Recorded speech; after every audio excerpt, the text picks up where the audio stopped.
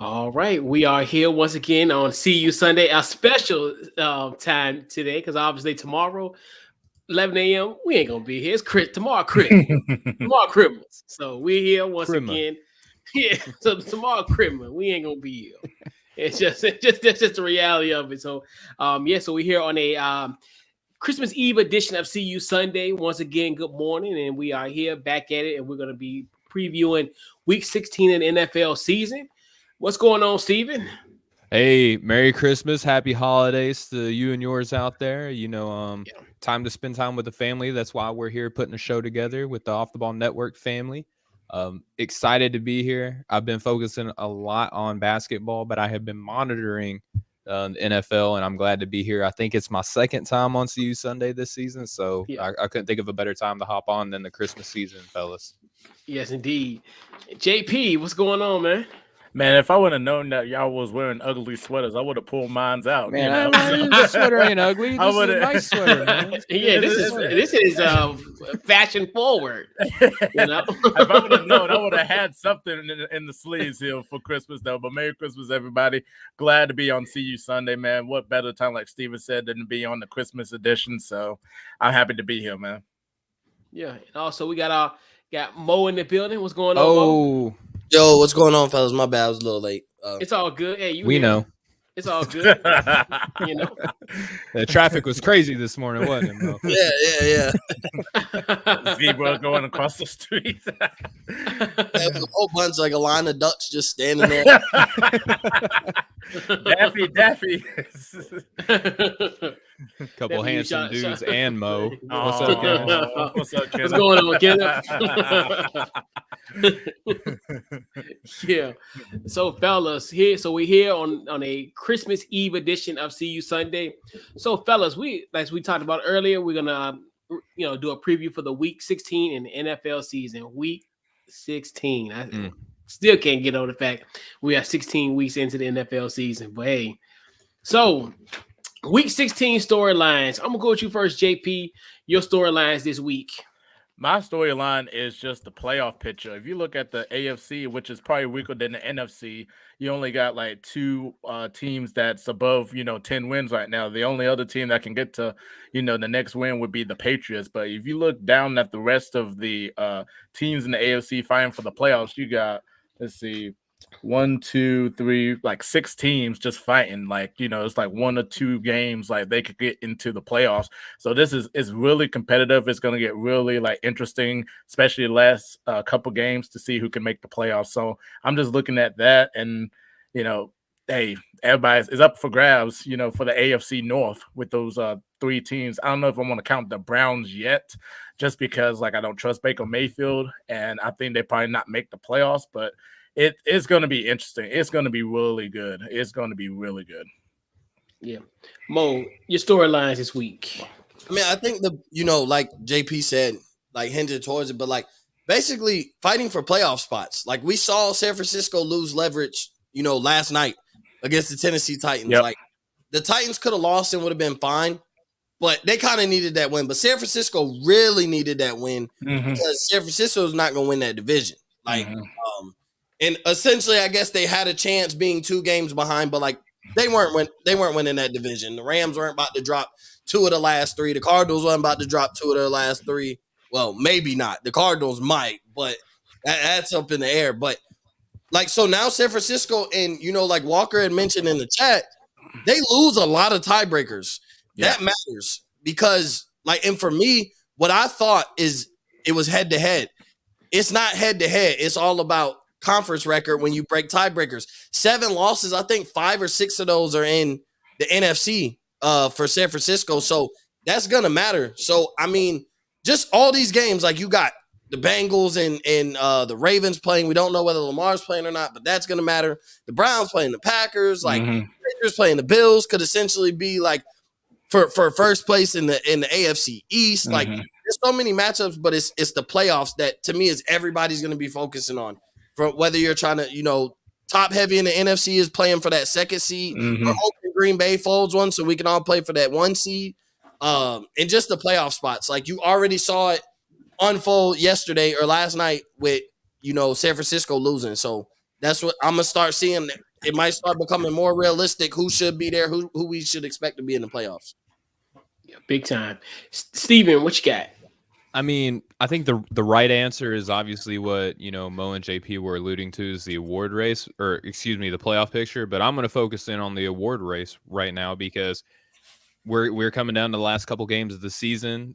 You could argue that it's tight between a couple of players, and there's some primetime games for those guys to perform big in right now. I mean, you look at Tom Brady coming off of a stinker against, New Orleans. He's got an opportunity against a weaker opponent to put up some significant numbers, excuse me there. You've got, Allen playing up against New England. If he wins big that game, that's a case for him. You also got Aaron Rodgers going up against Cleveland. I mean, if he puts up a big numbers there, it's probably signed, still delivered, belongs to him. And don't count out my guy Cooper Kupp playing for the Rams right now. He's on pace to do some big things, in receiver records and things like that. And then we also got to mention Stu's guy, playing out of Indiana. Taylor could have a big game. Yeah. Taylor could have a big game and really maybe try to win some people over. But I think the award race is something that's probably not, the most important thing going on right now in football, but it matters to a handful of people, and there's some pretty big games for them to ball out on. Yeah, big time. I think Mahomes could slide in there. Like, if he's not already on your ballot, I think he could slide in there. For everything Steven said, I agree with everybody he said, but I think Mahomes could rise. He possibly could be playing a Pittsburgh team fighting for a playoff spot without Travis Kelce, Tyreek Hill. Like, that's very possible. Imagine if Patrick Mahomes, like Rodgers has that game where no Devontae Adams, no Valdez-Scantling, Robert Tonyan gets hurt early. And, like, that'll be a stamp on his MVP case. Like, look what he did, and they won against a quality Arizona team. Like, Mahomes could have that on his resume if he plays. He also has to play really well and lead them to victory. But Mahomes could rise as some people's ballot. He's already up there in a lot of people's eyes, so he could rise with a game like this. Herbert's got a case to where he could be, later into the ballot. Yeah. A lot of guys really do. It's really a lot closer, even though I think it's a two-headed race. But I think it's Aaron's to lose right now. Right now, yeah. And I think those other 6, 7 guys are like really for third, essentially. Like that's what it seems like. It's like it's a race for third, but you could make a case for why all those guys would win MVP. Yeah. Storylines I got. Obviously, a pivotal matchup in the AFC North. It will be pretty much how the AFC North was won. I look at Cincinnati and Baltimore. That matchup there. Also, this is a See You Sunday, a JP and a Steven type of matchup that I'm looking at. Can Minnesota hold on to that 7th and final spot? And actually, the Rams have a legitimate shot potentially to win the NFC West potentially. I mean, they both, they're right at striking distance, and we know the surge of not a surge, but the downfall of the Cardinals thus far. And even to your point, Stephen, when it comes to award race, Jonathan Taylor has a primetime matchup tomorrow night that could really, and going against a very vulnerable run defense, to say the least. Let him put up 203 touchdowns or something ridiculous like that. I mean, man's got a strong case. I think it's a lot stronger than what people would otherwise admit. I think that there's a way that has been laid out to where certain players get more benefit of the doubt. But I mean, it's hard to ignore what he's doing out of Indy right now. Especially last week against New England with the Belichick defense. Just putting up those numbers. It's crazy. So, because if they let Craig, and it is Friday. It is Friday. Hold on now. My only thing on that, my only pushback on that is, and I said this on Dunk Show that'll be coming out. I get Jonathan Taylor value, but if we really talk about value, then and all we're gonna say is with or without these guys, then Dak would have to be in the conversation. We all know he's not in the conversation, but with them, we were 6-10. Without him, we're 10-4 right now. I'm just saying. I think Cooper Kupp. I don't even think Jonathan Taylor should win Offensive Player of the Year, in my opinion. I agree. It should be Cooper Kupp. Because if he's not going to win MVP, so then I'm looking at projection. If Cooper Kupp comes right under Michael Thomas's catch record and breaks Calvin Johnson's receiving yards record and finishes with 15, 16 play like 18 touchdowns, missing games. Yeah. missing a couple games. How is he not the offensive player of the year in a year where you broke a record? Like, I don't think Jonathan Taylor can break the rushing record. Yeah, he's playing really well. Yeah, the Colts are good without him, but I don't even know if, like, for me, he wouldn't win offensive player of the year. And it's not hating. There's just another offensive guy that's not a quarterback that's having a better season than you are running. I'm just saying. Yeah. He's more of an honorable mention in the sense because we know it's gonna be a quarterback. Because like even with Cooper Rush, I mean, I keep on calling him Cooper Rush, Cooper Kupp.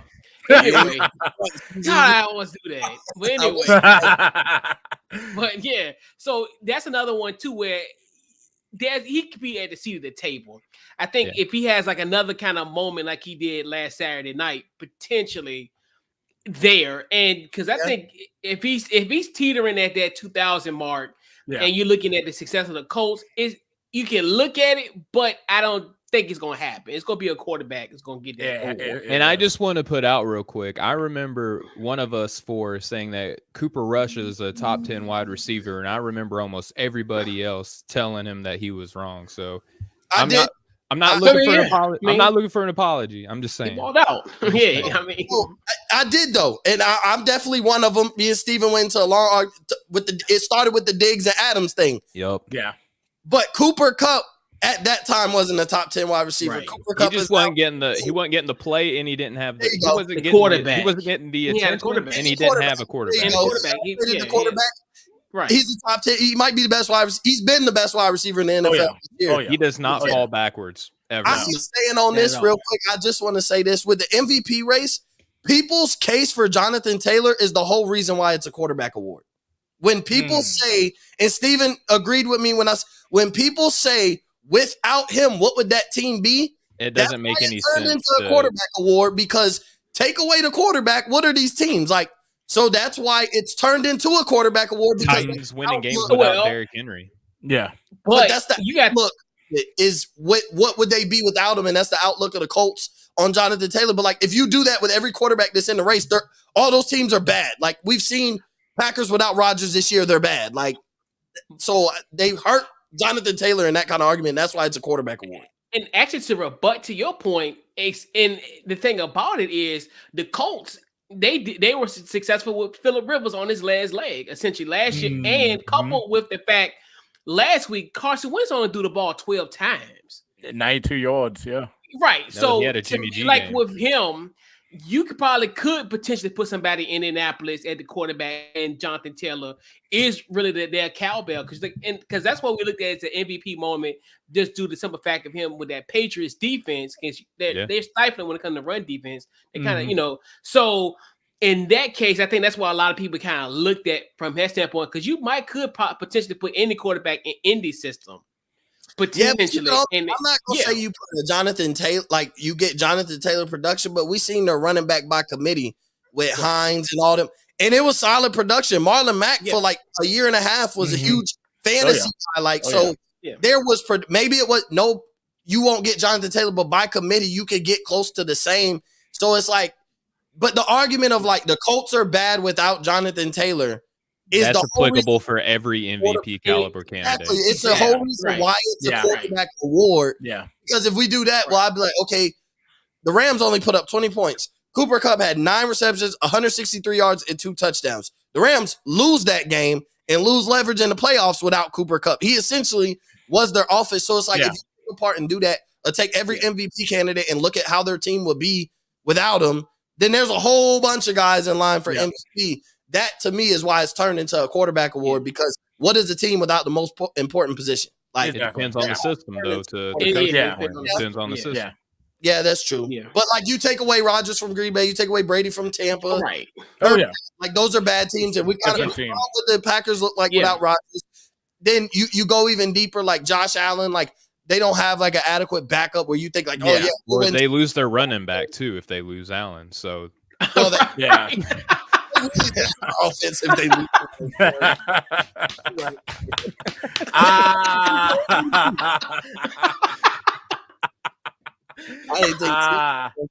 a knee slapper. That's a knee slapper, bro. That was a good one. That was literally slapping me. It's funny. It's funny. It's sad funny and true.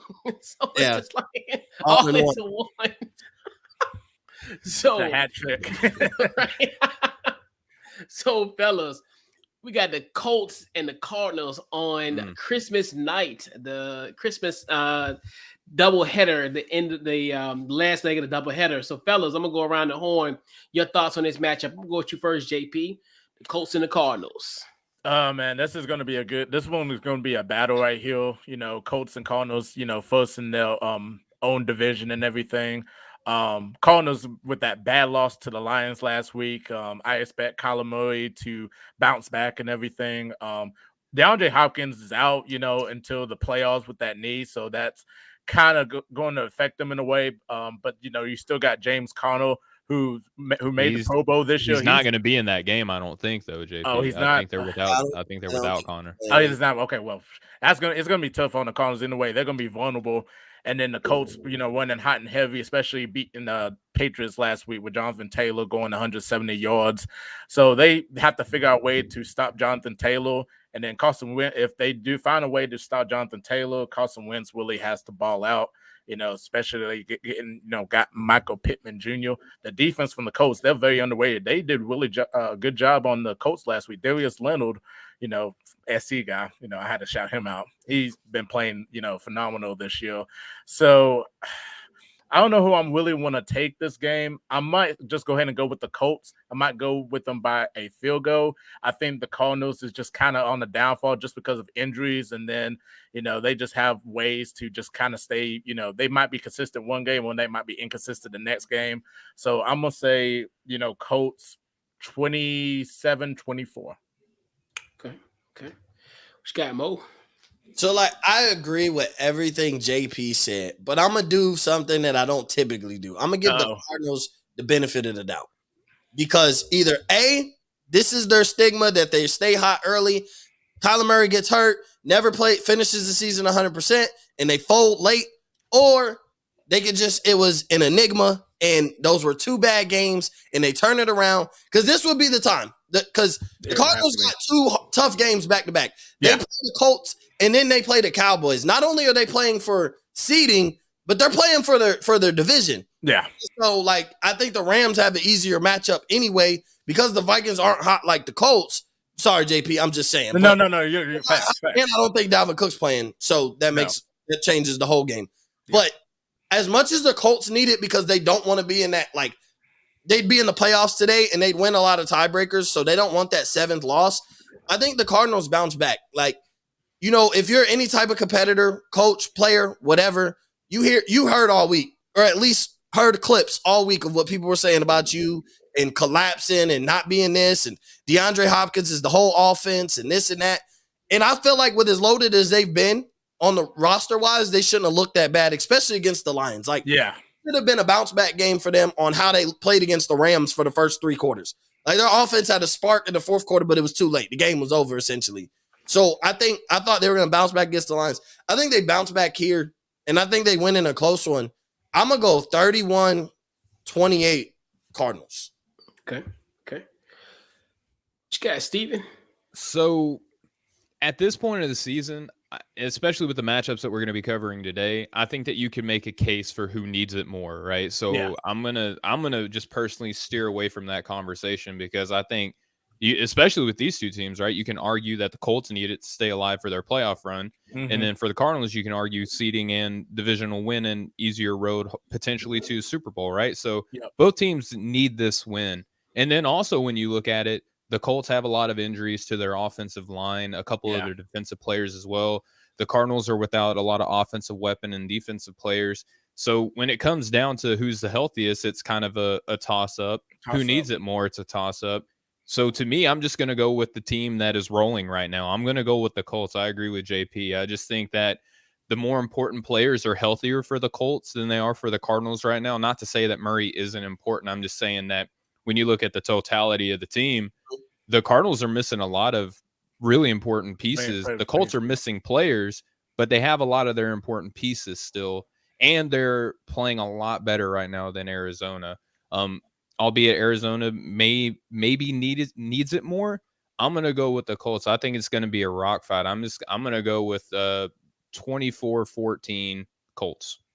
I just think that Kyler Murray, you could just see it last week with the body language that like he'll get so frustrated and take himself out the game just away with his body language. So if that happens Sunday and gets frustrated, that Cardinals team is going to be completely different just based on his body language. I watched it last week and I was just like. And in my opinion, they're going to be asking him, or he may just put it upon himself to be a dynamic Russell Wilson-esque playmaker. And the Colts got some dudes that, with everything that we've seen from Murray this season, with, getting nicks and banged up and missing time and things like that, you don't want to try that with them boys for Indy right now, especially if you get past their linebackers. Okay, maybe, sure, but that's a big ask. So I trust the Colts right now a heck of a lot more than I do the Cardinals, especially, like I said, with the injuries. Yeah. I definitely think it's going to be a matchup. I think the Colts can take advantage of. Obviously, just like we talked about, Arizona's run defense has just been questionable. Last week, Craig Reynolds. Who? Craig Reynolds. Yeah, 112 yards last week in Detroit. And also, your boy, well, I hate to say that. I hate to preface it.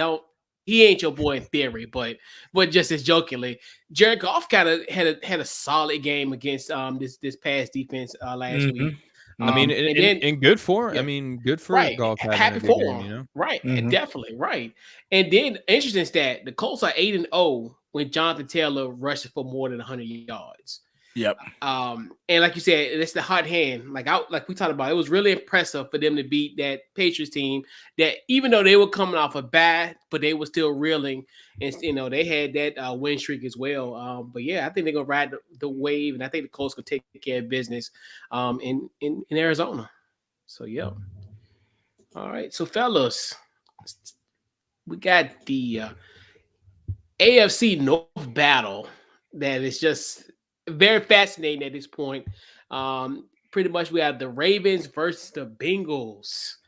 We'll go with you first, JP. Your thoughts on this matchup? First of all, is Lamar Jackson playing Sunday? I think he's out. I think he's out again. I think he might be questionable. Questionable. Yeah. He doesn't practice all week though, so I doubt. This is.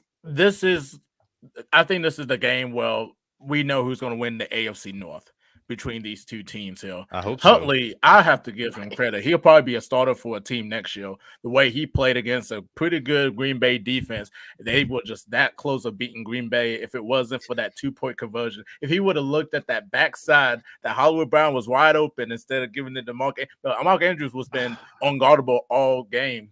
So it's going to be a really good game. The Bengals with Burrow and Jamal Chase and Higgins. And Nixon too as well. Their offense has been, good too, but they both kind of had up and down season. As much as I want to go with the Ravens, if Huntley has a good game again, I feel like that was just like a one in the moment and probably might struggle against the Bengals defense. I'm going to go with the Cincinnati Bengals. They're probably going to end up winning the AFC North. I would say the Bengals 30-20. Who's playing at home in this? The Bengals. Cincinnati. Yeah, Baltimore going to the jungle. Yeah, that's going to be a tough one for the Ravens, though, unless like Mark Andrews has that, game, the past couple games, receiving like 100-something yards and 2 or 3 touchdowns. So, but that the whole team is so depletable, and Cincinnati's more healthier. So, yeah, big time. Mo, what you got? I like wholeheartedly agree with JP, and but that's what matchups like this scare me, right? Like just like last night, I was convinced the 49ers were going to win, not big, but I'm like, 49ers are going to win. Like Tennessee too banged up, it was primed for San Francisco to win, and Tennessee. Walker tells us, and we don't listen to Walker, especially when it comes to the Titans, because it's a bias. It's like me telling you the Cowboys are going to win every week. Don't listen to me. It's just my bias. But, like, this feels like that game, whether Lamar plays or not. Like, I don't think Lamar playing matters, in my opinion. And I say that it's not a knock on Lamar. I just don't think you're getting 100% Lamar Jackson. So no. I think if Lamar hasn't practiced all week, didn't practice or play last week, it's a sprained ankle. He's not going to be 100%. Lamar is elusive. He can create plays in the pocket, out of the pocket. He can extend plays. If you take any aspect or deplete any aspect of his game from that, it makes him less effective. Like if you take any quarterback strength and deplete it significantly, it's going to hurt you. And with Tyler Huntley and the way he played, we know he can ball. But I'm not on the crowd of people saying like, Lamar's job is on the line now. No, it's not. No, it's not. No. He played really well. Like, and he has.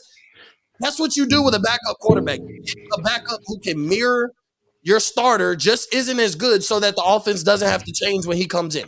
When you get a backup who's totally different, completely different, like, hey, when Lamar's in, our offense runs this, that, and the other, and then we just have a pocket passer. Like, it makes no sense. So the offense didn't have to change. They didn't miss a beat. I'm going to go with Cincinnati, but something tells me, one, that this is going to be a sweep. We're all going to pick Cincinnati. And this is games like this where the Ravens end up winning, but I'm going to go Cincinnati. And I'm going to say they kick a game-winning field goal, 26-24. It's close. Some points scored. There's some boring points in the game. It's 23-24. Cincinnati and Joe Burrow has the ball with good field position. They drive it down the field, and they kick a field goal, and they win 26-24. Steven, what you got? I mean, I'm not going to disappoint Mo. I'm going to go with Cincinnati, but let me read to you guys how these teams perform at home and away. The Bengals are only 3-4 at home, and they're playing at home, but the Ravens are only 3-4 away. If they were playing in Baltimore, the Ravens are 5-2 in Baltimore, but the Bengals are 5-2 away. So like they're the exact inverse of each other, whether they play at home or away. So that's a wash right there, right? Yeah.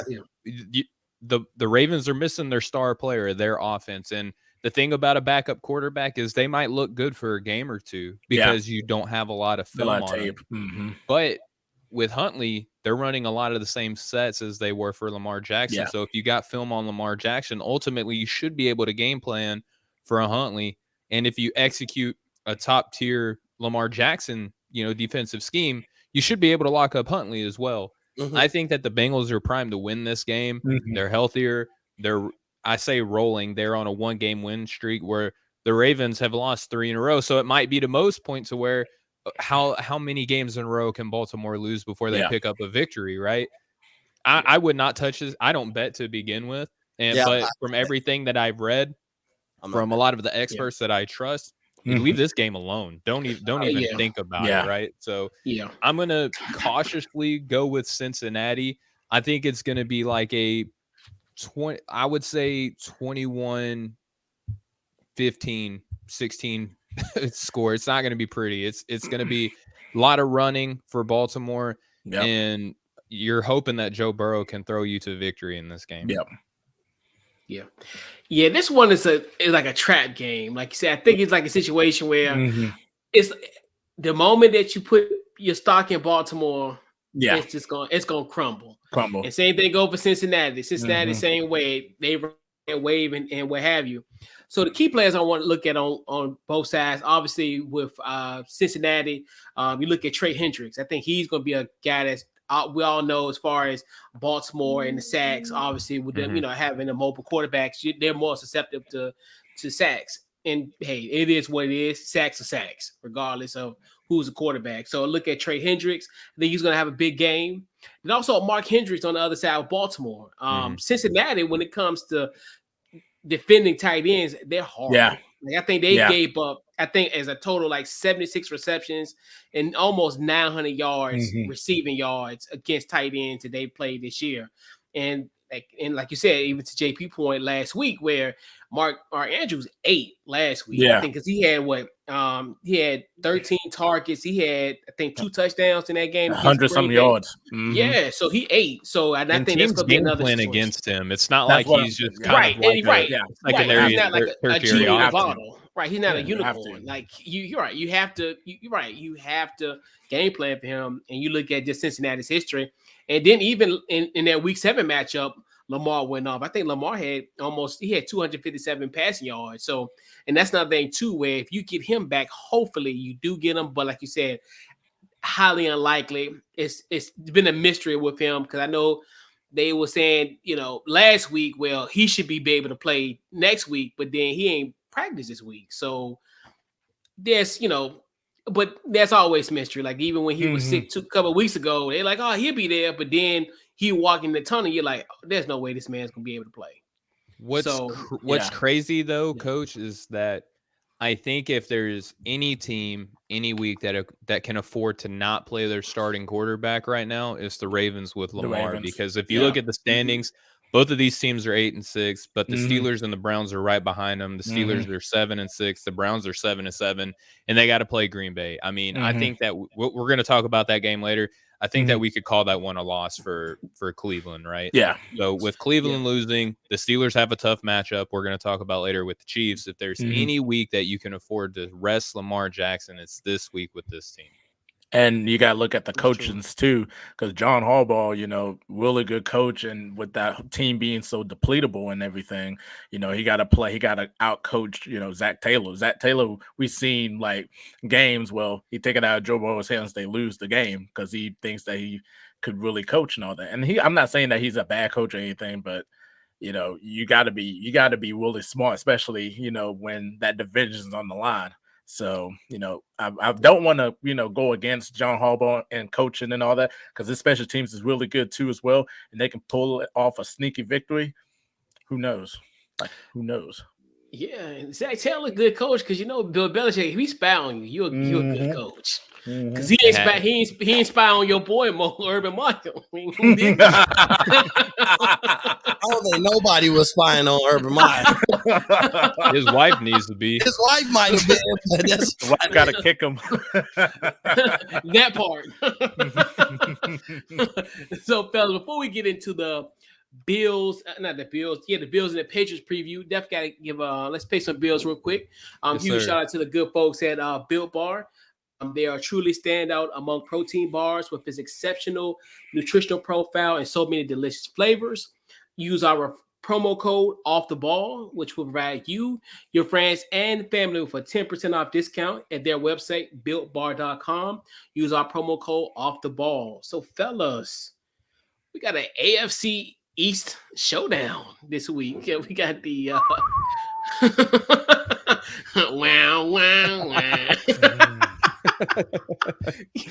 we got the Bills and the Patriots. We'll go with you first, JP. Your thoughts on this AFC East matchup. This is going to be a battle. Who's going to come out more physical? Is it going to be the Patriots? Is it going to be the Bills? Who's going to coach? Is it going to be Belichick? Who is it going to be? McDermott? The Patriots coming off that loss against the Colts. Bill Belichick is ready for revenge and, definitely ready just to like win the game and all that. And then he's going to think of schemes and ways to, get the Bills. I think it's kind of easier to match up on the Bills because they don't really have a running game, unless, Singletary goes off. But we've seen that Taylor went off last week, so he's probably going to game plan on that one defense with the one defense and everything. It's going to be a battle. The Bills need to win this game just to stay alive into the playoff hunt, because like I said, there's 6 teams just waiting, just dying just to like get into that 7th seed. So it's the Bills' game to win more than the Patriots. I think the Patriots are safe a little bit, but I think that at the end of the day, we're going to see, the Patriots coming out, by probably like a field goal, or maybe the Bills, and Josh Allen, because they could play good, and then they have games where like they play not so great and everything. So I'll say the Patriots. This one's going to be a battle. It's going to be a low scoring game. I'm going to say 20-17 Patriots. Okay. All right, what you got, Mo? So I had to look up the weather. Yes, look like projected weather for this game, because that was going to tell me how I can rock. Because we know if it's windy, it's not even about cold. If it's windy, the Bills are losing. Period. Point blank. And that's my knock on the Bills. And I've said it plenty of times, is that was in Buffalo. You don't have a team primed to win at home in December and January. That makes no sense. Like, who doesn't have a team built to win at home in December and January, when that's when you have to win and where you have to win, essentially, to try and go. Patriots are only 3-4 at home. Yeah, But it's still tough to play though at that stadium. My thing was just the weather. Like Mm-hmm. that was your weather at your house, and it was a disadvantage to you. Like that. So I think Buffalo wins this game. I think they've marked this game on the calendar since they lost. I think the defense marked this game on their calendar since that press conference. They took it personal. Oh, yeah. And we know when really good or great players, because there are some great players on both sides, on both teams, but on the Buffalo Bills, like, and they tend to turn it up a notch. I'm sure they had this game circled, and the division is on the line. Like, we talking about playoffs, but so is the division is on the line. And so I really think Buffalo pulls it out, because I think if Buffalo's able to throw the ball, Bill Belichick doesn't trust Mac Jones. I fully believe he's not putting the game in Mac Jones' hands. Mac Jones is great. He's been playing great. McCorkle has been a very good rookie. I'm not taking away from, but what I've seen for the last 2 games, bad weather, run the ball. Mac Jones threw what? 2 passes? Yeah, 3. And last week, trio. they were down, and that was prime for a quarterback to start throwing the ball, and they still continued to run the ball. So I don't think he trusts Mac Jones in key situations yet, which is kind of hard to trust any rookie, especially a playoff run and Super Bowls on your mind. So it's not a knock on Mac Jones, but I just don't think in big moments when you need plays, he's really trusting Mac Jones. And I think that even on their win streak, they kind of beat up the teams they were supposed to be if they wanted to be considered any type of good team. They ran into the Bills. They were able to beat the Bills so I'm taking the Bills. Like I said all that to say, I'm going to take the Bills. And I'm going to take the Bills 28-17. I think it's a dogfight early. I think it starts out slow. It's still going to be cold, so it's going to take a minute, for everybody to really get warmed up, the muscles to get going. And I think the Bills just take off late. I think, it's probably like 21-17. The Patriots don't score, don't answer. The Bills win, and then you're trusting Mac Jones to try and make key drives with 6 minutes left, score quickly. I don't think that's New England's recipe to win a game, so I'm going to take Buffalo 28-17. Yeah. Steven, what you got? So I think a big thing to keep in mind for this game is that Cole Beasley, I don't think is going to be playing for the Bills, right? So that'd be a tough, you don't necessarily have a running game. Okay. No. New England's secondary is pretty solid, and you have one weapon that you're throwing to Diggs and Gilmore. It's going to be difficult. I think it's going to be difficult for Buffalo in this game. And what I found interesting so far, looking at the season, when you have one of the best coaches of all time in Bill Belichick, and you got a young rookie guy, like it's a marathon with him right now. It's not a race. You don't need him to carry this team. No. And I think Bill has done a great job of putting McCorkle in situations to where he can see why things happen the way that they do on this team, right? Like, for instance, when he's not getting a lot of opportunities to throw the ball, Bill is showing him like, hey, look, we can win a game running the ball, but here's what I need you to do whenever we're not asking a lot of you, right? Like game. These are things that you can read on the defensive end. With Bill being a defensive mastermind, he runs so many different sets and formations, and he's seen them all. So I think he's managing McCorkle in his rookie year because it's a marathon with him. It's not a race. Yeah. He's not asking him to do what Joe Burrow or Justin Hercutt did in their rookie season. So I think with the way that Belichick is handling Mac Jones right now, I've actually grown to love and appreciate it, because he got drafted probably ahead of where he should have been. So he's grateful on that aspect. He's got drafted by one of the best franchises of all time. So respect to that. And so McCorkle can learn from him and be put in all these various different situations and be like, okay, I understand why we do the things that we do. Yeah. But in this matchup with Buffalo, I mean, New England can run the ball. Buffalo can't really stop the run. They do have some weapons that they can throw to as well to kind of help offset that running game. Buffalo is kind of one-dimensional, and half of that one dimension is out whenever you're losing Cole Beasley. I like New England 27-10 in this matchup. Yeah, big time. That's a pick. Woo! 27. Interesting. Okay. Hey. What? I said the dog fight. It's gonna be low scoring. I will say this: if that happens, if I probably won't be mad if Steven's score is right. yeah, I'd be wrong, but at the same time, you know what I'd get to do, Couch? I get to go back to killing Josh Allen. Like I did. Mhm. And he got a little hot, and he started to fizzle out, and everybody's like, I killed him the first few games, and then everybody's like, oh, look. As soon as Mo says something, they hear me, and they start taking off, and then everybody like to make me look bad, but then he fizzled back out again, and he's starting a downward spiral. So if he was only scored 10 points and have another I'd be able to get real loud. But yeah, Overrated. I'm just saying. And first of all, before I get to my point, shout out to Stevie for doing his analysis and saying Mokoko and Justin haircut without a laugh. I've been practicing. Like he does, professional. He doesn't miss a beat. Like he doesn't miss a beat while doing it. Like right, it's smooth. And to your point, Stephen, as far as managing the game, sprinting out a marathon, it's kind of deja vu. Is this 2001 potentially? Like that's what I was thinking. Like Tom Brady was managing.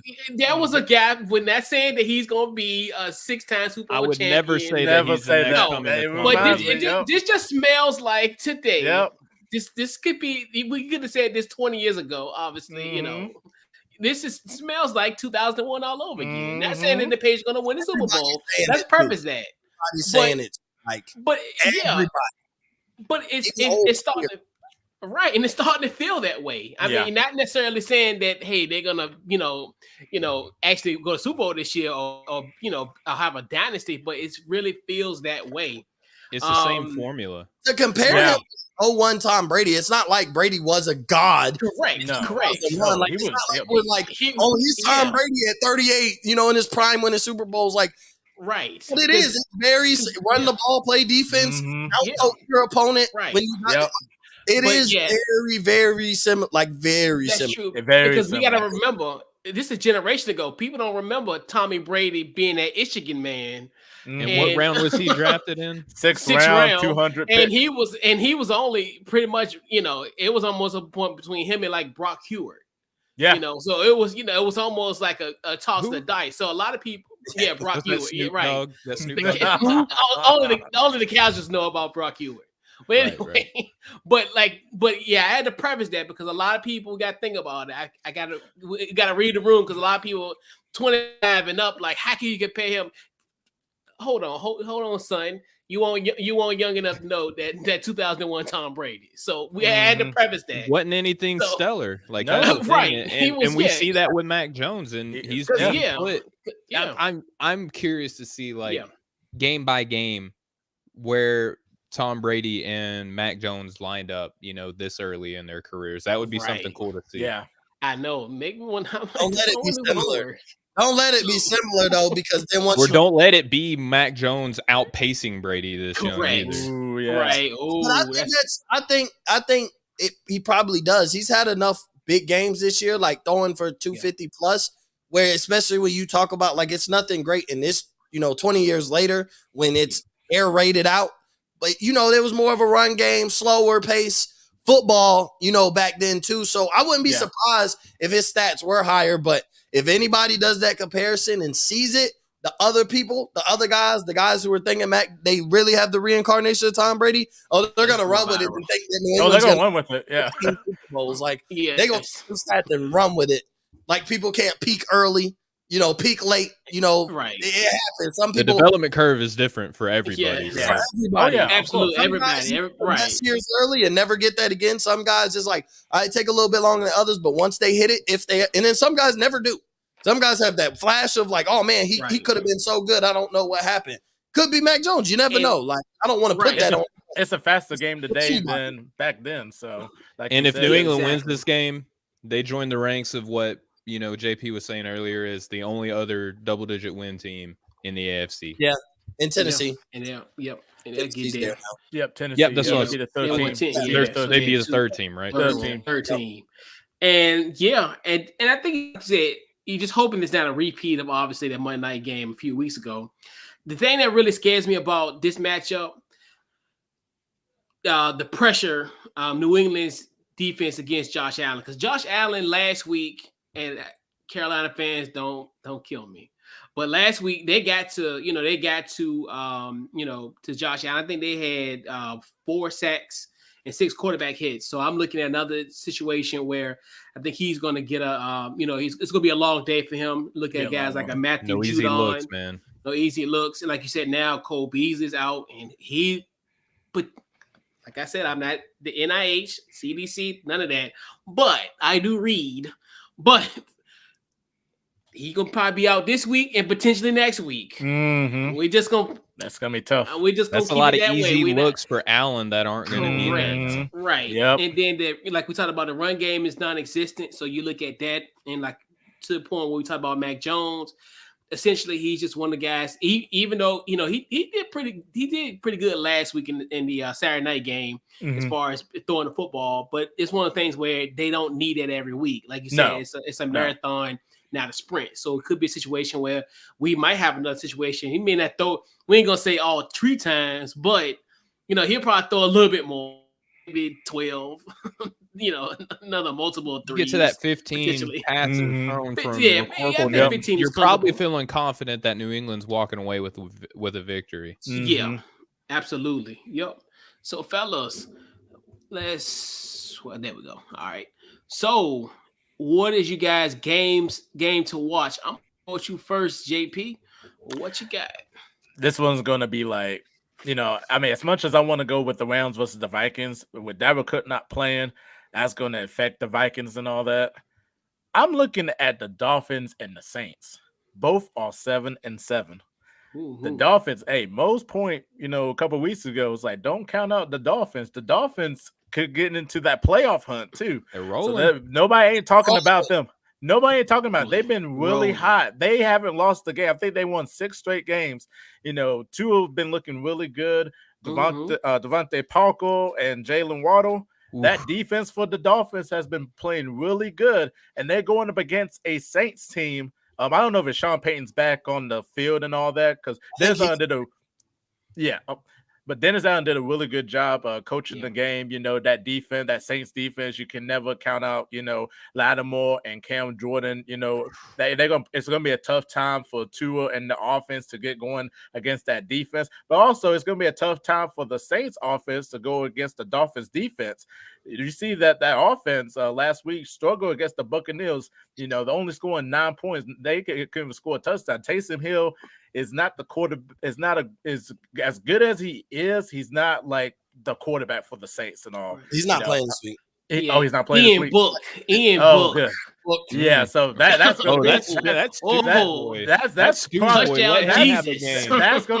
that's probably gonna be advantage Dolphins Hill. So if the Dolphins win this game, they're gonna be in that playoff hunt. If the Bills lose, the Dolphins might end up sliding into that playoff picture. So this is the game to watch, and it's a Monday night game, so it's prime time. So it's going to be about time to see how the Dolphins is going to look prime time. So, yeah. And Mo, what you got? I just to touch on that point, I agree, and I think this could be like a trap game for the Dolphins. You're rolling and everything. You're playing a quarterback you have 0 film on. You really, and I've, especially now that we're knowing he's starting, I've been reading some of the things that people were saying about, I've seen Ian Book play in college, but seeing like really what scouts were saying on him coming out, and they just, even Sean Payton loves him. Like he wanted him when he drafted him. He's a football player. Like that's what they have to say. And sometimes you don't necessarily need a great quarterback for a game like this. You just need a guy who just knows how to get it done when he needs to get it done. But I never pick my team as the game to watch because like we always know that I'm going to watch my team. So I like to show love to everybody else. But the Cowboys winning the division this week is the game to watch for me because it is going to be against Couch Coach's Washington football team. Couch Coaches left the chat. I'm sorry. We all know I'm watching the Cowboys game. But for me, that is the game to watch because how fitting is it that the NFC East crown is going to be turned over to us by the former 7-9 NFC champions on our field. You're gonna have. How cool would it be if it ended on a turnover, like Diggs pick six? I'd take it. Bring it in. I'll take it. A victory at this point. I know everybody gonna kill Dallas if we don't win by double digits or whatever. Listen, I'm at a point, bro. Who am I to beg on how I want to win? I just want to win. I just want the Cowboys to win. We can pick apart how they win, whatever. Who am I? I ain't had enough success to be critiquing wins. I love wins. So I think that is, but outside of that, I mean, that is the game to watch because we get the NFC East crown this week. Guaranteed. Taylor Heineke coming back and we don't care. But outside of that, Dalvin Cook not playing takes away, to me, the excitement for the Rams. Hey, don't say that. Don't say that because y'all are going to give me nightmares at the Tennessee game that we had like right as soon as they lost Derrick Henry. And that was supposed to be an easy dub, and it never happened. So stop. I'm sorry. I'm sorry. I'm getting Tennessee flashbacks all over again. But I think, like, part of me, I want to see the Bears Seahawks. Like, Justin Fields, Russell Wilson. Like, I like Russell Wilson. Obviously, I like Justin Fields. I think this is a game primed for like him to look well. You know, for him to play pretty good. Against a bad defense that gives up some big plays. I don't say bad defense because they played fairly well against the Rams, but they're flashy. Like they have some games where they'll play you decent. So a Justin Fields, Russell Wilson matchup could bring some excitement, bring some big plays. The track star of an offense that Chicago has at this point has been fairly exciting to watch as far as just the speed. They got a bunch, like we talk about the Chiefs and the speed at their wide receiver and their skill positions. Chicago just as fast, if not faster, if you really watch them. So I think a Justin Fields versus Russell Wilson matchup with no implications, I think you could get an exciting game because sometimes those turn out to be the most exciting games. Seattle not going to the playoffs. Like, do they have an outside shot? I think so, but so do the Bears. But I mean, like, Jesus would have to come back and take all the other franchises ahead of them and take them out for them to get in. So I think basically a game with no implications, maybe fighting for draft spots would essentially be, I think this could be a really good game because sometimes those bad games, like the Texas Jaguars wasn't actually a bad game to watch. Yeah. So I think sometimes when those bad teams play, it turns out to be a fairly good game. So outside of, watching the Cowboys, this is definitely going to be a game after that I'm going to pay attention to. But yeah, so, if there is a coronation, it would be just as icy as Isaiah Thomas and Michael Jordan circa 1991.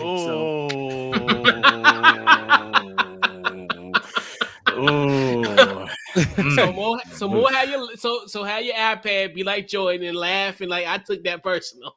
So the battle of the TikTok. And shout out to the shade.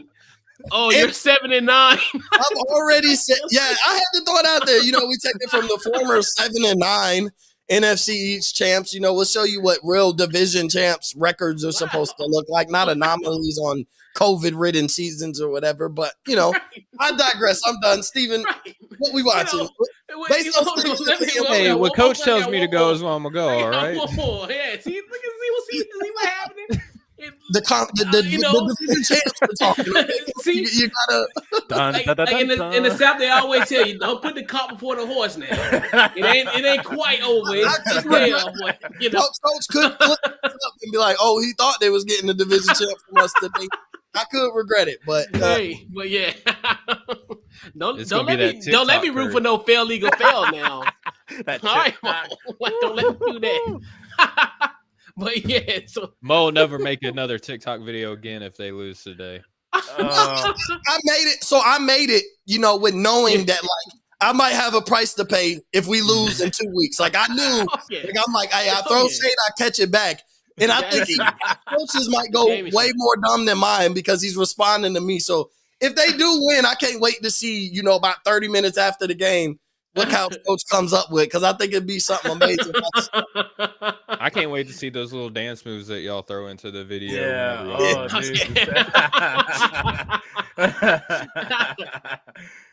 So, Steven, what's your game to watch this week?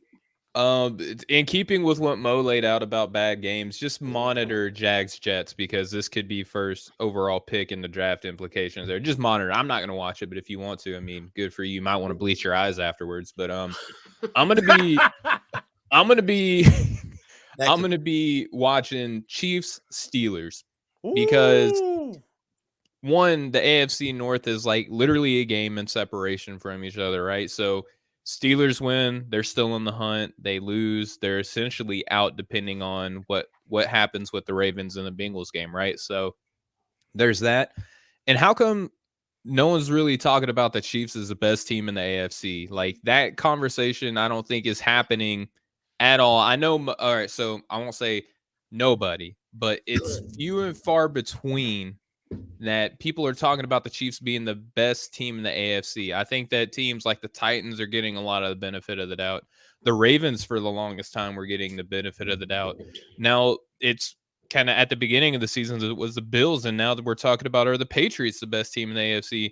Meanwhile, the Chiefs are just quietly putting together a 7-game win streak, and they're the only team in third team in the AFC that have double-digit victories. If they beat the Steelers, that's still quality win. I don't care what the Steelers record looks like at the end of the season. Quality win for that team. It's the 8th win for them on the season. They're good at home. They're good on the road. So it doesn't matter where they're playing in that Midwest. It doesn't get a lot of attention as like the Northeast, right? As the weather conditions and stuff like that. But them boys play in some cold and nasty weather all season long too. So I think the Chiefs, the way that they're rolling right now, with and without players, like how good players were projected to be this season that didn't start out that hot, that have found their way back into prominence again.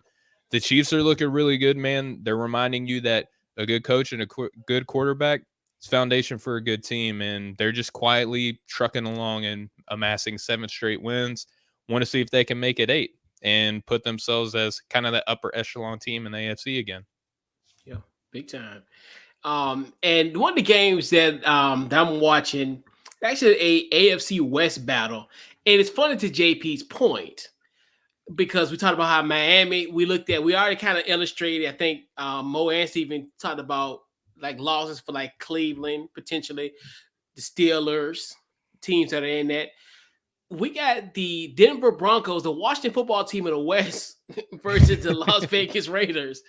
And that's another one where another domino could potentially fall and help Miami propel themselves to that. So we got a lot of teams that are on that 7-7, 7-6-1, 7-6-1. The Pittsburgh Steelers. Mm-hmm. So that like to me, it's a de facto. It's pretty much essentially a de facto elimination game. Whoever loses this game definitely won't get in, and it definitely, like I said, could be a matchup that can help propel Miami get closer and closer. Vegas coming off a short week, a game that in theory, scares me because it's like you didn't get any pressure to Nick Mullins. Yeah, I don't know how that happens, but I digress. Obviously, you look at Derek Carr. The last time they played, he torched them in week 16. Week 6. Pardon me. He did his thing.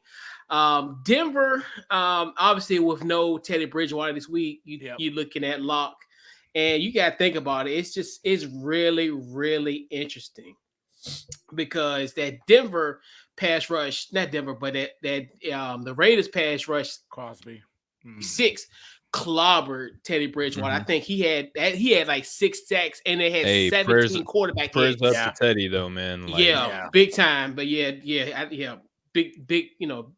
Definitely get well, Teddy. But so you're looking at that. So I think if Denver has a shot, it's going to be that two-headed running machine and Melvin Gordon and my nephew Javonte Williams. There you go. Yes. There you go. Yes. So value of a running back right there. Right? Right. There you go. Right. Hey.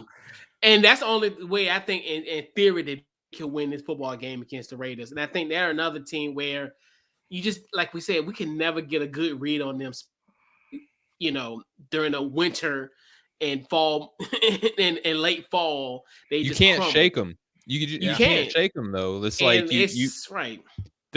I know that you talk about the Raiders all the time, Coach. Like I listen to your show, I love your show, man, and you guys do such a great job. But I love listening to y'all talk about the Raiders because it seems like every week you're talking about like whether they win or they lose. It's just like They start the season out one way, they start losing, they get hot, and they lose again. So I mean, we're going to see. Are we going to see the entire life cycle of the Raiders again this season? You just you can't get rid of them. No.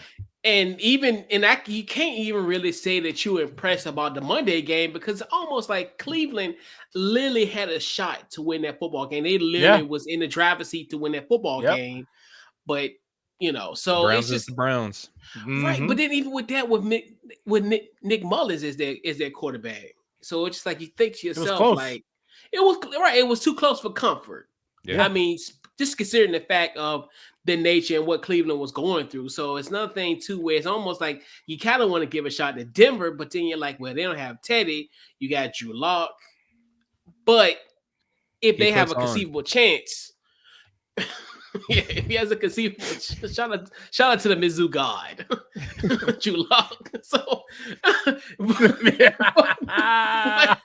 but I think if in all seriousness, if Denver was to win, it's going to be on the heels of the running game, because I don't think Drew Lock can actually potentially win this game for him. So, yeah.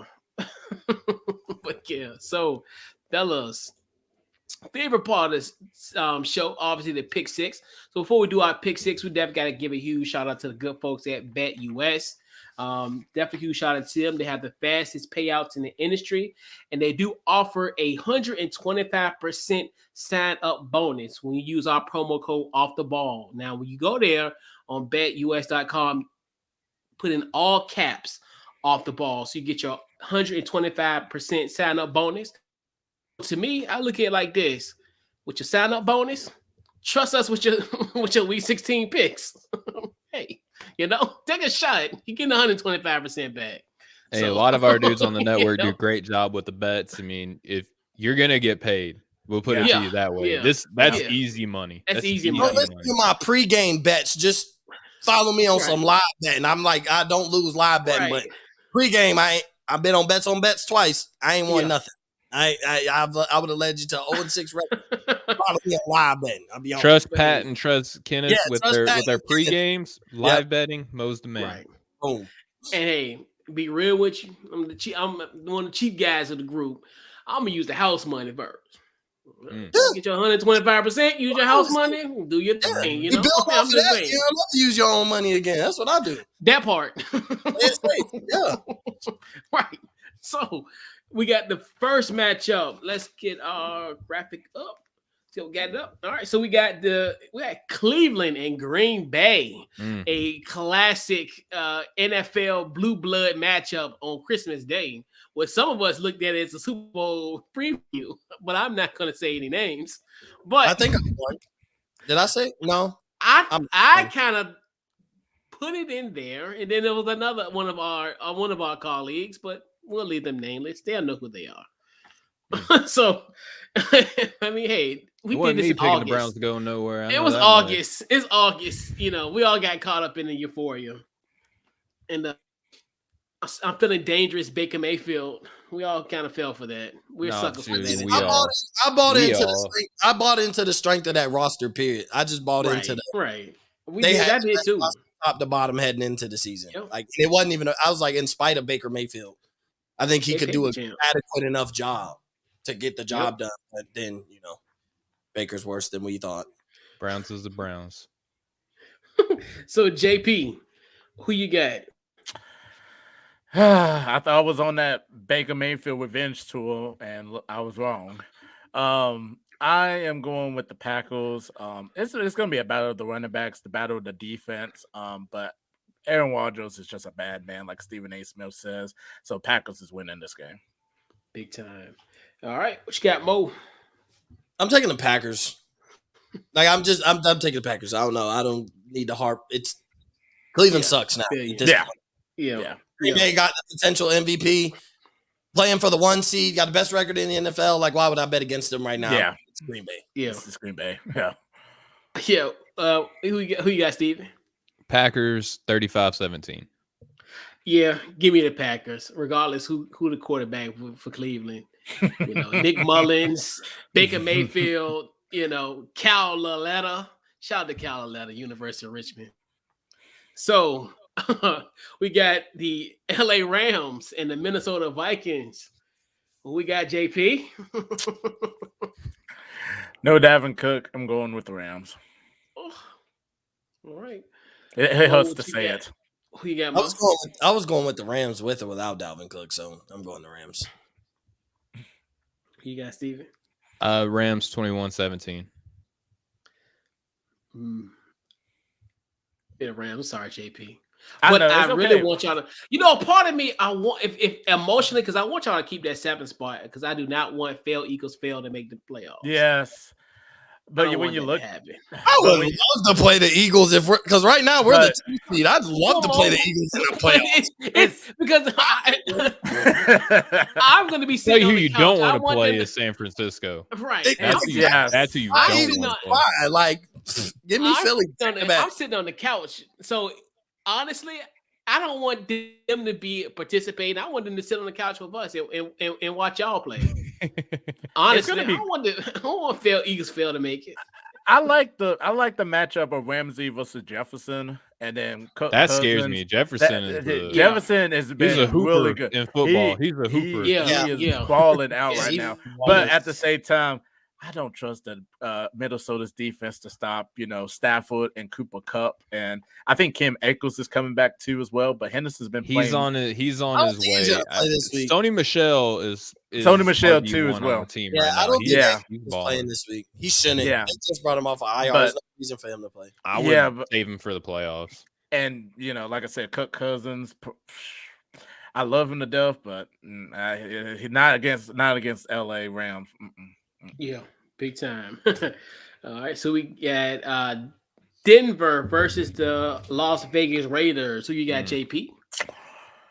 I would love to see Hunter Renfrew have a really good game. I'm going to take the Raiders just because Bridgewater is out. And so it has to come to Melvin Gordon to run the ball, but it's going to be probably tough against Las Vegas's defense with Crosby. Shout out to him. But yeah, the Raiders. I don't know the score, but yeah. Yeah, huge shout out to Mason Crosby making the Pro Bowl, like he talked about, get out of rehab 2 years ago. Yeah. It's an amazing story. Big time. It's nice to get a win for that team. You know what I mean? Like it's good for that team to get some sort of a win. Yeah. Some type of positive energy coming out of there. Yeah. The black hole for real. Yeah. Right. And they should have left that in Oakland. And that it carried to Vegas. But yeah. Mo, what you got? I'm gonna take Denver. I know we don't want to believe in Drew Lock, but these kind of stories get conversations going back up. Like, should we be all the way out on Drew Lock? Could he be a Garner Minshew type where he could push a guy for a starting spot? May not be a starter, but might be an adequate guy if you need him every once in a while. Garner Minshew had that, that really good game, got the win. I think Drew Lock could have that type of game. I think he's that type of player. Like, I think if you don't have a solidified starter, he could come in and compete quarterback competition with you, but overall, I think he'll never be like the solid starting quarterback. So I'm gonna go to Broncos in Drew Lock. I'm gonna say I think there's some points in this. I'm gonna say Denver 30-27. I think there's some points. Pretty good. I think there's some points scored in this. I know both defenses have played pretty good at points, but I think there's a lot of points scored in this. So I'm gonna go Denver 30-27. Watch me be totally wrong, and it's Vegas 14-10. Right. That will be wild. Yeah, that's just like who you got, Steven? I like Denver as well. I don't like the points that Mo put out. I was thinking 17-14 Denver in this game is kind of where I'm leaning. I like the defensive playmakers for Denver in this matchup. With the secondary, the linebackers, even a couple of the edge rushers are nice for that squad. So, and again, like this late in the year, Coach, we just talked about it. I'm not trusting the Raiders, man. Give me Denver 17-14. Yeah. Give me the Washington football team in the West. The Denver Broncos. But I mean, part of me want to say Denver because of just that feel good story, with the Demaryius Thomas tribute putting the on the decals. I would love to see him go to the playoffs because that would be so emotional and great for the city of Denver. So part of me want to say Denver. So Hey, but it's good though, man, because I mean, in a game like this, it's not like there's a clear-cut favorite, so it's good that we don't sweep for the Off the Ball Network team on a matchup. Yeah, You're right. You know, you could be the genius next week, bro. You could be the genius in this one. Exactly. You're right. Right. It's a week by week basis. Yeah. When it comes to the genius level, we got Pittsburgh and Kansas City. I'm gonna go shoot first, JP. What you got? As much as I love the Chiefs, okay, and you know Travis Kelce's out. You said Tyreek Hill's out too as well. Yeah. As of now, they all on the COVID list. I don't know if they can return or not, but as of today, they're on the COVID list. Yeah, I'm gonna go with the Steelers just because the Steelers in the second half have been playing like the best football. Like whether it was turnover, like one game, Ben throwing 3 touchdowns, then another game, the defense turning the ball over against the Titans and everything. So, will the Steelers do it again in the second half against the Chiefs? And Mahomes gotta play, great football. And we've seen when he does, too much that he'll struggle. So I'm going with the Steelers on this one. So I'm sorry, Kansas City fans. I'm sorry, Darren Smith. I'm sorry, man, but I'm gonna go with the Steelers this game. So I got Darren Smith. Yeah, this Big Ben's last time at Arrowhead. Yeah, it might be a feel good win for Big Ben. So getting that. yeah. You got Mo. Today, based on who's on the COVID list, I'm rocking with JP and I'm gonna take Pittsburgh. Like forget like the whole it means more. We know like Pittsburgh really needs to win. Kansas City can afford to lose. We know that. But like nothing has told me that I should trust Patrick Mahomes without Tyreek Hill and Travis Kelce this year. Like had this been last year when he was playing at the top of his game, but we've seen, like JP said, he pointed out, we've seen what he looks like when he tries to do too much. Without Tyreek Hill and Travis Kelce, essentially, I think Mahomes is going to have to try and do too much, and that hasn't been the keys to success for him this year, and that's fine. Like, still having a great season by any standard. Oh, yeah. I just think Pittsburgh does get it done. I think TJ Watt, I think they got a couple offensive linemen on there too, so I think TJ Watt wreaks havoc on Patrick Mahomes, and we know when he plays well, the Steelers play well. That defense is just totally different when he's on the field. And it's not like they're lacking weapons. Like Big Ben has showed us he does have a couple good games in him left. Has had a couple good games this year. This could be one, could be a bad game and put it on the back of Najee Harris. But they know how to win different ways and they have the recipe to win different types of ways. So with the Chiefs having 12 players on the COVID list as of today, it's tough. Key starters at that. I'm gonna go with the healthier team. Like with COVID being a factor, that's kind of coming to a point where it's like, man, I'm going to just go with the healthier team. It's just easier to go with the healthier team just because, like, COVID is playing such a factor. So many people are missing. Pittsburgh's healthier than Kansas City going into this game on top of we know they need it more. And they still might not get in. That tie is going to kill Pittsburgh. I said it when they tied with Detroit. That tie is going to kill them. It's going to kill them. Mm-hmm. Like, they might not make the playoffs because of that tie. Potentially, yep. What you got, Steven? I'm gonna rock the boat. I'm gonna go with the Chiefs. The Steelers do not travel well. They're 2-4 on the road, whereas the Chiefs are 6-2 at home. So looking at that, I do give a lot of merit to what JP and Mo said though, with the weapons being gone. But it's not like they got Miko Hardman. Josh Gordon is there too. I mean, I'm not expecting Josh Gordon to be number one receiver Josh Gordon or anything like that. I'm just saying that they have players there, Robinson too, right? They have players there that can kind of help share the load, spread the wealth. I mean, Mahomes is still a really good quarterback. He's showing that this season. And I feel this team at home.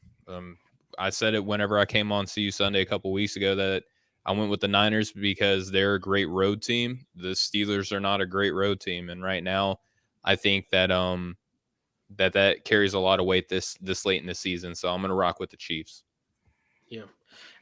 So bizarre reason, give me the Chiefs. I think the Chiefs will take care of business despite the guys that's on the list. Like you said, Kelce balling, Tyreek Hill doing his thing. But like you said, it's still the chamber is empty. They still got some playmakers on that team that could potentially And then I think, like you said, the Steelers, they definitely need this win, but like you said, that tie is gonna catch them. It's gonna bite them, and we already see that now with just how looking at the playoff picture at this point. Hey, Coach. Real quick, I know Mo just wrote in that he's got to bounce. So long, we let him plug him and his stuff, and let him bounce and get his pick, and then we gonna yeah. What's the last? Oh, get his little pick in. Well, I mean, do I need I say more? Like Dallas by a lot. Like this Dallas by that the whole because I just want to say this. That whole it came down to the end. Dallas dominated that game the first 3.5 quarters. They went to sleep. Like that's what happened. Yeah, did it the score says 27-20. Dallas went to sleep. The score was like 27-9. So whatever. Either way, I'm gonna take Dallas big. Dallas wins big. We cover the spread. -10.5. We cover for the division crown. We cover. All right. So social media before you head on out. Yeah. So they'll let the door hit you where they're good. Yeah, they'll let the door. On Twitter, Instagram, Mo_Cheese15 on Twitter, Instagram. Make sure you check out offtheballnetwork.com. Make sure you go download Dash Radio. Do yourself a favor and favorite the Nothing But Net channel. You got Off the Ball Network Mondays. You got a couple shows on Wednesdays. You got Saturdays. You got. It's about to be every day at this point. So go make sure you download Dash Radio and favorite the Nothing But Net channel. Never disappoints. Opens up with me at 11 a.m. Eastern on Monday. Goes for 5-6 hours. And we got Rob closing it out, over there for the How. He closes it out at night. So it's always a great day on Off the Ball Network Mondays talking hoops. But I appreciate, I always love chopping it up with y'all. Merry Christmas. Happy holidays. And go Cowboys. Merry Christmas, Mo, to you and yours, man. Love Merry y'all. Christmas, Merry Christmas, man. All right, Merry Christmas. So, fellas, we got the next pick is Washington versus Dallas. Who you got, JP? I'm sorry, Coach. I gotta walk with the Cowboys. I'm sorry. It's okay. It's okay. I'm not gonna be hard on it. So I'm going Cowboys. I'm sorry. So I feel you, bro. It's all good. We got Steven.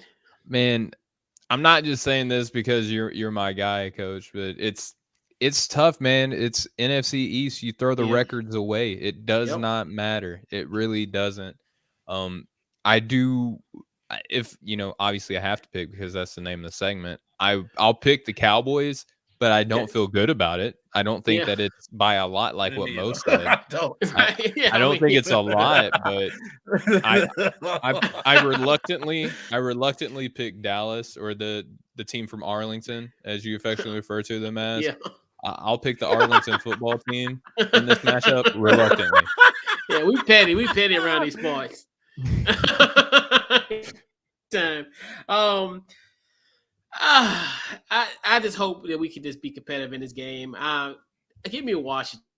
I'm that easy with my team. It's like the Titanic. Down with the ship, bro. Hey, say the women and the children. Gotta sink it. Let me stay on this boat. So, all right. Then we got to round out week 16 because we don't actually have a Thursday night game next week, surprisingly. So, well, don't hold your breath. I mean, the way COVID stuff happens, you never know. You're right. Yeah. Right. Right. So we got Miami and New Orleans. Who you got, JP, to round out week 16? The Dolphins, man. The Dolphins are looking really good. This is like they won 6 in a row. It's going to be a tough day. It's going to be a defensive battle. The battle, like which defense is going to come out more aggressive.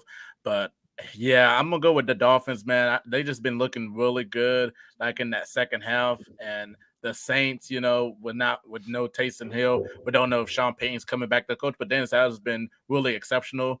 Alvin Kamara got to have his best game. He would have to have his best game, against a good team like the Dolphins, but it's still not going to be enough. I'm going to go with the Dolphins. Big time. We got Steven. I mean, what's crazy about this is that the Saints are 2-4 at home and the Dolphins are 2-4 on the road. So it's not like there's some sort of competitive advantage either direction for that. I think right now I trust the skill players. I can't believe I'm saying this. I think I trust the skill players for Miami a little bit more right now than I do for the Saints. And I get it, like we can get caught up in the whole backup quarterback fever, especially this season, probably more so than ever. Yeah. But a rookie coming in, your first matchup is against a really good defensive-minded head coach. I got to go with Miami in this game. Although both teams are currently, both teams are playing well as of late. I think I got to go with Miami. I trust the coaching and I trust the skill position a little bit more for that team. Yeah, give me Miami. Like I think even if you got Ian Book, this is first start, and it's Welcome on a to the Monday league, night, bro. and it's Monday Night Football, so and the stakes are really high. And you think about it, like the Saints shut out the number one best offensive team last week. Shut out the GOAT of GOATs and quarterback and Tom Brady. Right. That is very rarely to do that. So, that Saints defense, whew. But like you said, I have to roll with the Dolphins. They're just looking really good right now. Yeah. So, fellas, let's put a bow in this week. See you Sunday. So I'm going to go around the horn, fellas. Social media and the upcoming projects. What you got, JP? Yeah, you can follow me on my YouTube. It's just JP. I put out a video last night of why the Lakers are a bad team and possibly not going to make the playoffs. So definitely check that out. More reaction videos coming. Definitely doing that, making a case for the GOAT of LeBron James. That's coming up. Also follow me. Follow Off the Ball Network social media: Facebook, Instagram, Twitter, even YouTube. Doing NFL recaps and definitely going to do some bowl reactions on the YouTube of Off the Ball Network, and then go to offtheballnetwork.com. Articles, podcasts, everything you need on offtheballnetwork.com. Everybody's killing it right now. Best sports content, best four-letter network in the world to me. Love these guys. They're killing it so far. And and my Twitter, JP Franchise 57. Bet. All right, Steven, what you got? Well, first off, it's not my business to share exactly why I'm about to say what I'm going to say, but prayers up to Off the Ball Network, Chris LeBron, everything that he and his family are going on right now. Big time. If you guys are following Chris or anything like that, I'm sure that your wishes, thoughts, and prayers would be well received on his end. So just please prayers up for Chris. As for myself, though, if you want to follow me on Twitter, you can do so at Stephen G Hoops. That's Stephen with a PH, the letter G, and then Hoops. As you can probably tell from that handle, I do a lot of basketball coverage this season. I'm more so doing prospect scouting for the NBA draft and have had a lot of fun doing that. I'm constantly posting, clips and videos and stuff like that. I just had an episode yesterday where we had Corey, Tulaba of the Draft Act podcast and of the No Ceilings Collective on. Got a lot of big projects coming on in the works. Got a big one. I got a big guest, in the works coming in the next few weeks. So please stay tuned for that. And my Big Board 2.0 is set to be released at the beginning of January. So turning the new year, I'll have my second rendition of my top. It'll be top 100 players now. My 1.0 only had 80. So constantly on the grind doing that. If you want to follow Draft Capital, that's where Chris and I co-host a NBA draft podcast where have a lot of great guests on already, even more coming down the works, and Breaking the Game, where me and our guy Kenneth cover NBA content as well. So I know a lot of people listening to this probably big football fans, but if you like basketball as well, we got you covered on that aspect as well. Yeah, big time. Yeah. Absolutely. Facebook, Twitter, Instagram on the Couch Coach Live. Check out the podcast anyway. Get your podcast, Apple, Spotify. We're there. Also, tomorrow, Christmas morning, we got our guy Chris Bolt. Hey, One that's Shining Pod. Yeah, One Shining Pod, ABC 36 in Lexington, Kentucky. Our guy. So he'll be doing. We'll be previewing the Christmas Day games. That'll be tomorrow at 10 a.m. Eastern Standard Time. Then we got the Washington Football Guys podcast. That's going to be this Sunday. We'll do it this Sunday at 6:00. Pregame. Also, my guy Rob from Football and Chill podcast, and we're gonna have our guy Kenneth. Kenneth there on our pregame. So definitely huge shout out to Kenneth for making a guest appearance. And then we got Overreaction Monday. This Monday coming up 7 p.m. Eastern Standard Time. And then we're gonna put a bow on 2021 Couch Coach Live. Either it's gonna Tuesday or Wednesday, but I'll keep you posted. Just check on the social media. We'll let you know what's going on with that. But yeah. Coach, if I could, just two more things. Number one, on the 27th, I believe it's a Monday. I'm going to have right now, tentatively, Chris LeBron, my co-host, Kenneth, and then Urson Demir of the Off the Ball Network. We're going to be doing a mock draft for Draft Capital. So 27th, I wanted to plug that. And then I also just wanted to give you your flowers, man, because you're one of the best doing it right now. Appreciate love anytime I get to link up with you, man. It's always a good day. Appreciate you having, me and JP on and doing what you do for the network, man. It doesn't go unnoticed. And we love you, man. Merry Christmas and happy holidays. Merry Christmas. I love y'all too, man. Like we said, this, we talk about the network and everybody coming together, and all of us. It's funny because it was almost like it was destined for all of us to kind of come together. We all come together. We're a team in spirit, and we just move, and we move like family. And hey, man, always, great to be a part of it. Always love when everybody come on. I do these shows essentially to be with y'all, honestly. You know what I'm saying? Like kicking it, because I enjoy it. And then I love how the feedback I get from everyone, especially when we, in August, when we did an anniversary show, people, I work with, that's how I came into All the Ball. They work with me or whatever. So to see everybody, everybody growth and even for them to even put me in that equation, it's worth worth everything to it. I've been in the game. It's a testament to you and the work, man. Yeah, and it's just like you said, it's one of those things where it's just like, hey, I enjoy it. It's a love. It's a labor of love.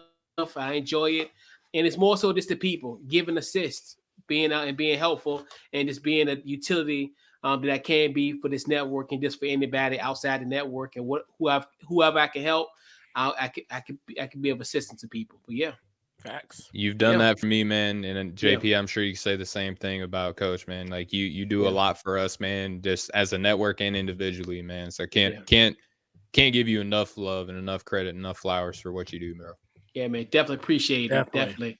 Yeah, man. And once again, man, this has been this week's See You Sunday, man. And we want to thank everybody for tuning in and wishing everybody a very happy, safe, whatever you celebrate, you should have a good holiday. Just be safe, be it with your family, make memories, and just have fun, Oh, yeah. Mm-hmm. Yeah.